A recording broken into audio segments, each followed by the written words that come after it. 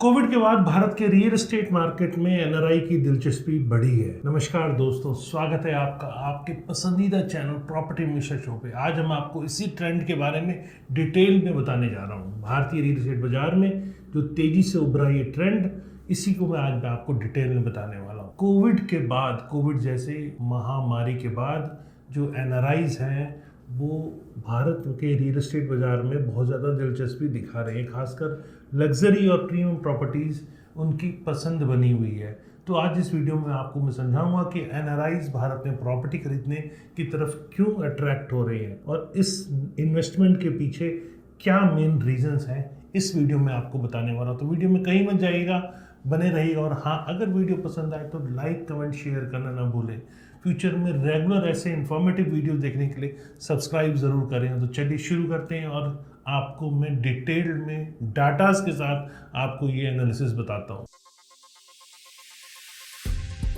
नमस्कार, मैं हूं प्रदीप मिश्रा। प्रॉपर्टी मिश्रा शो में आपका स्वागत है। यहाँ हम आपको प्रॉपर्टी और प्रॉपर्टी मार्केट की हकीकत बताते हैं। नो बकवास, डायरेक्ट काम की बात। चलिए शुरू करते हैं। कोविड के बाद रियल एस्टेट में एनआरआई की दिलचस्पी बढ़ी है। जी हाँ, कोविड महामारी ने दुनिया भर में लोगों की ज़िंदगी बदल दी और एनआरआई भी इससे अछूते नहीं रहे। महामारी के बाद एनआरआईज ने भारत में अपनी जड़ों को फिर से बसाने का फैसला किया, क्योंकि उनकी जड़ें तो ऑलरेडी इंडिया से जुड़ी हुई थी, इसीलिए जड़ों को फिर से मजबूत किया। पिछले कुछ सालों में गुड़गांव, मुंबई, बेंगलुरु और हैदराबाद जैसे शहरों में एनआरआईज ने बहुत सारी प्रॉपर्टी खरीदी। उदाहरण की बात करें तो पिछले कुछ समय में गुरुग्राम के एक बड़े बिल्डर ने सिर्फ 3 दिनों में 7.5 करोड़ रुपए की शुरुआती कीमत वाले 1100 लग्जरी फ्लैट बेचे, जिसमें करीब 250 फ्लैट अकेले एनआरआईज ने खरीदे। तो आखिर ऐसा क्या है जिसने एनआरआईज को भारत के रियल एस्टेट बाजार की तरफ आकर्षित किया है? आइए आपको मैं डिटेल में समझाता हूँ। सबसे पहले सुरक्षित और लग्जरी घरों की मांग।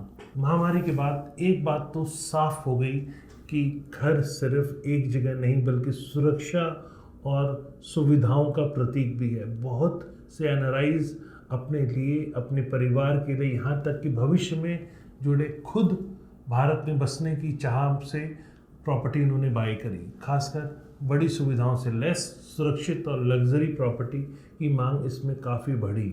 बुढ़ापे में भारत में बसने की योजना ने भी उनको अट्रैक्ट किया। बड़ी सुविधाएं वाले सुरक्षित घरों की चाह ने भी उनको अट्रैक्ट किया। निवेश के लिए एक बेहतर विकल्प उनको नज़र आया। यही कारण थे कि लोगों ने बहुत ज़्यादा वहाँ प्रॉपर्टी खरीदने के लिए चाहा, मतलब इंडिया में प्रॉपर्टी खरीदने की इंटरेस्ट बहुत दिखाई, रिटर्न भी अच्छा मिला। भारत की विकास गाथा में उन्होंने अपने आप को हिस्सा पाया। एनआरआई सिर्फ एक सुरक्षित घर ही नहीं बल्कि भारत में जो तेजी से जिस हिसाब से विकास हो रहा है उस डेवलपमेंट का एक पार्ट बनना चाहते हैं। भारत के रियल एस्टेट बाजार में वैश्विक आर्थिक संकटों के बीच एक स्थिर और सुरक्षित निवेश विकल्प माना जा रहा है।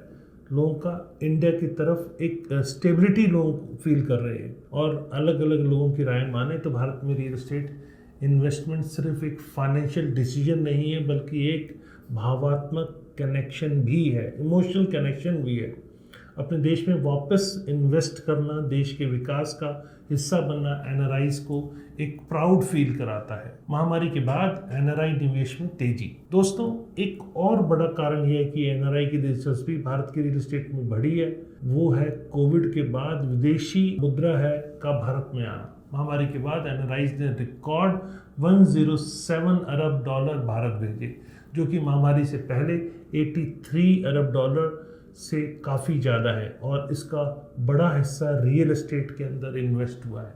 कोविड के बाद एनआरआईज ने रिकॉर्ड 107 अरब डॉलर भारत भेजे हैं। ये अपने आप में एक बड़े नंबर्स हैं। इंडिया सदबी इंटरनेशनल रियल्टी की रिपोर्ट की अगर माने तो महामारी के बाद टॉप एंड डेवलपर्स की बिक्री में एनआरआईज का हिस्सा 15% तक बढ़ गया है, जो कि एक बड़ा बदलाव दिखाता है। लग्जरी और प्रीमियम प्रॉपर्टीज की मांग। अब बात करते हैं लग्जरी और प्रीमियम प्रॉपर्टीज की। आजकल एनआरआई लग्जरी अपार्टमेंट, विला और बड़े फ्लैट्स ज़्यादा निवेश कर रहे हैं, चाहे वो गुड़गांव हो या बेंगलुरु हो या हैदराबाद हो या फिर हर जगह प्रीमियम प्रॉपर्टी की डिमांड यहाँ पर बढ़ती हुई नज़र आ रही है। डीएलएफ होम डेवलपर्स की बात करें तो वहाँ पर भी उनकी जो प्रॉपर्टी सेल हुई उसमें 25% जो हिस्सा है वो एनआरआईज का था।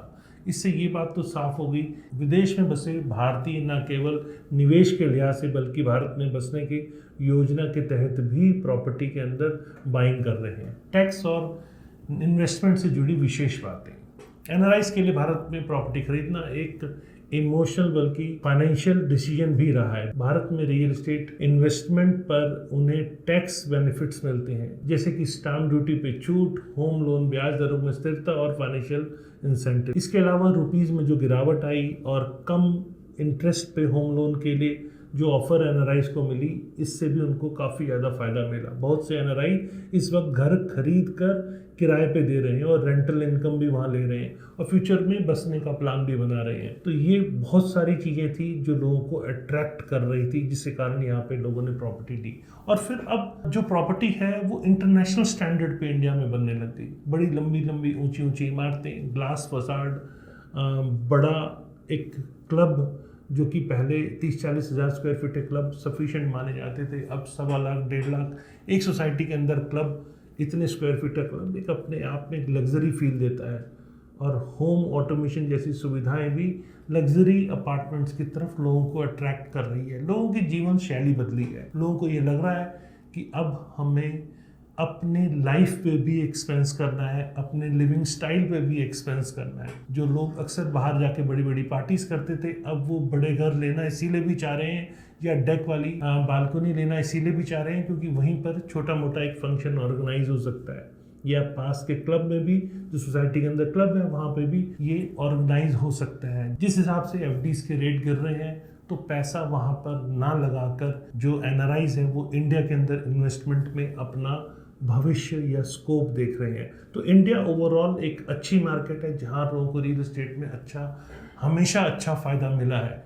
तो पिछले 3-4 सालों में यही ट्रेंड लगातार देखने को मिला है, इसीलिए एनआरआईज की दिलचस्पी बहुत बढ़ती जा रही है। लेकिन हाँ, अगर आप इन्वेस्टमेंट करने निकले हैं तो ये बात समझ लीजिए, हर प्रॉपर्टी रिटर्न नहीं देती।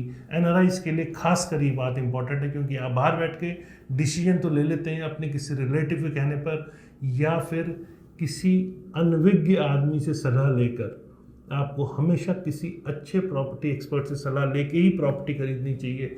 एग्जाम्पल के तौर पे आपको अगर मैं बताऊं, एक ही टाइम पे अगर आप 5 अलग अलग आप प्रॉपर्टी खरीद रहे हैं तो ज़रूरी नहीं है 5 प्रॉपर्टी आपको सेम रिटर्न ऑन इन्वेस्टमेंट दे।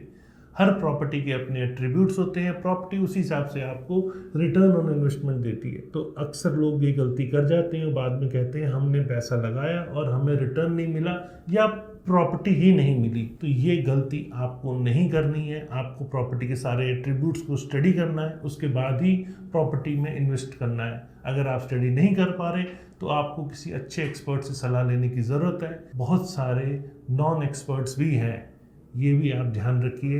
हिंदुस्तान की ये एक बड़ी दिक्कत भी है, अगर आपको ज्ञान नहीं है तब भी आप दूसरे को सलाह देने कई जगहों के ऊपर चल जाते हैं। तो ऐसा कृपया ना करें। जिसके पास सही ज्ञान हो तभी आप उसको ज्ञान दें। और स्पेशली खरीदारों के लिए मैं कहूँगा, एनआरआई बायर्स के लिए, कि जिसके पास सही नॉलेज है उसी से आप जानकारी लेकर तभी एक राइट प्रॉपर्टी खरीदें। शॉर्ट टर्म इन्वेस्टमेंट के चक्कर में ना रहें। सही प्रॉपर्टी थोड़ा सा टाइम लेती है, लेकिन रियल एस्टेट लॉन्ग टर्म में हमेशा अच्छा रिटर्न देती है। तो कैसी लगी आपको मेरे द्वारा दी गई जानकारी? अगर वीडियो पसंद आए तो लाइक, कमेंट, शेयर करना ना भूलें और फ्यूचर में और रेगुलर वीडियोस देखने के लिए मेरे चैनल को सब्सक्राइब करें। नमस्कार, जय हिंद।